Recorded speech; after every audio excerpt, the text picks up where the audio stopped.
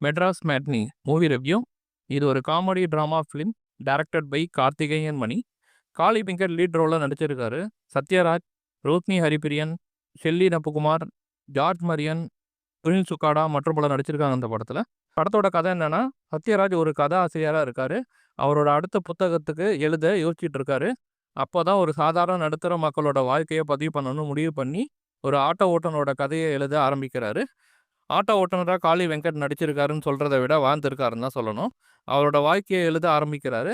இதுக்கப்புறம் இந்த கதையில் என்ன நடந்தது, காளி வெங்கட் எப்படி கஷ்டப்பட்டு தன்னோட பசங்களை வளர்த்தாரு, எவ்வளோ போராட்டங்களை சந்திச்சாரு, 2 பசங்களோட வாழ்க்கையில் நடந்த சம்பவங்கள் என்னென்ன, இறுதியாக அவர் எப்படி தன்னோட பசங்களை கரை சேர்த்தாரா இல்லையா, இந்த கதையை எழுதி இறுதியாக புக்கை வெளியிட்டாரா இல்லையான்றதை ஃபேமிலி ட்ராமா கலந்து சொல்லியிருக்காங்க.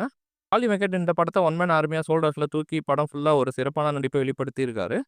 தன்னோட பையன் பொண்ணுக்கிட்ட காட்டுற பாசம், தெரிஞ்சவங்க கிட்ட உதவி கேட்டு வாழ்க்கையில் அடுத்த லெவல் நோக்கி போகிறது, அவமானப்பட்டு கோவம் வரும்போதெல்லாம் அதை அடக்கிக்கிட்டு இருக்கிற தருணம்னு காளி வெங்கட் கிட்ட இருந்து ஒரு தரமான ஒர்த்தான பர்ஃபார்மன்ஸ் கொடுத்துருக்காரு.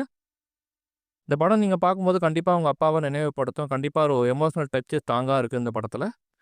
இந்த கதையில் வர ஒரு கேரக்டர்ஸும் அந்த உலகத்தை ரொம்ப அழகாக போர்ட்ரேட் பண்ணி யதார்த்தமான நடிப்பை வெளிப்படுத்தியிருக்காங்க. காமெடிஸ் ஒரு சில இடத்துல ஒர்க் அவுட் ஆகியிருக்கு. தினசரி வருமானத்தை நம்பி குடும்பத்தை நடத்துகிற ஒரு சராசரி குடிமகன், அவரோட குழந்தைங்க, குடும்பம், அவரை சுற்றி இருக்கிற மனுஷங்கன்னு ஒரு உலகத்தை நம்ம கண்ணு முன்னாடி கொண்டு வந்து நிறுத்தியிருக்காங்க.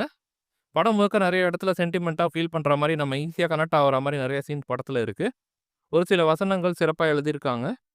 திரைக்கதையை ஒரு சில இடத்துல டைல்யூட் ஆகி பாரஸ்யம் இல்லாமல் போகுது. அதெல்லாம் கொஞ்சம் கான்சன்ட்ரேட் பண்ணி பெட்டராக பண்ணியிருக்கலாம். பாலசரங்கன் இசையில் பாடல்கள் சுமாராக இருக்குது. பின்னணி இசை ஓரளவுக்கு இன்ட்ரெஸ்டிங்காக காட்சிகளை அடுத்த கட்டத்துக்கு எடுத்துகிட்டு போக உதவி இருக்குது.